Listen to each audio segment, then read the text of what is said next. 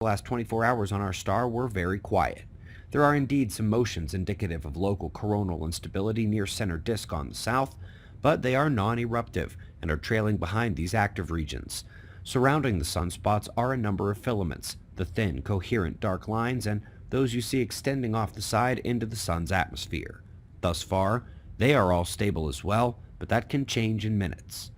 The next certain space weather to come is a solar wind enhancement from the coronal holes. It is likely to be moderate intensity only, however. Let's go to the top video recommendation of the day. Dr. Robitaille released an excellent piece on the nuclear reactions in the sun. Basically, an enormous energetic aspect of the sun is being ignored in the standard model, and it's not taking place in the core. Most notably are the magnetic forces inside. If they weren't neglected in terms of transmutation of elements, they would also have to acknowledge the spring-jerk magnetic release mechanism in solar activity, and they're surely not about to do that. Good video over on Sky Scholar, check it out.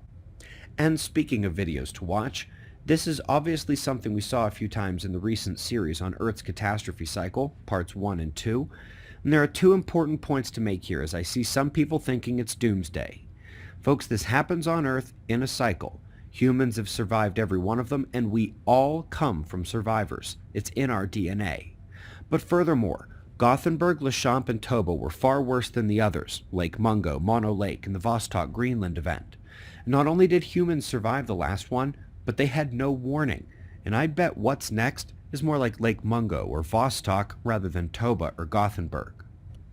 Now let's get over to the top science that leads us into the new year from the AGU fall meeting, and today we'll do the solar forcing. Confirmation of the already well-described solar forcing of the East Asian monsoon over decadal scales with the 11-year sunspot cycle, and in that same vein of long-term forcing, from 1 to 4 year lags to that decadal forcing, the temperature, precipitation, pressure cells, and upper jets follow clear patterns modulated by the sun. Both he and the previous author are cited a good deal in our textbook, and so is he.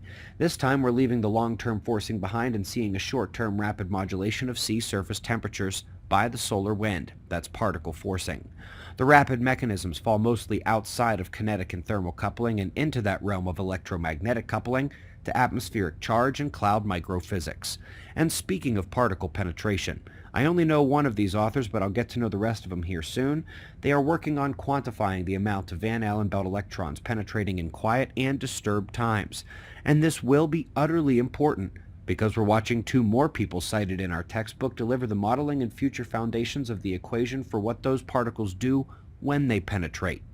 Up next, space tornadoes. If you are familiar with how a hurricane can toss out a tornado in its spiral arm that can cause damage even outside of the eye wall and high wind zone, well, the geomagnetic storm is like a global solar wind magnetic storm. The pulsations that induce some of the strongest bursts of current on the ground, however, are like the tornadoes tossed out of the side.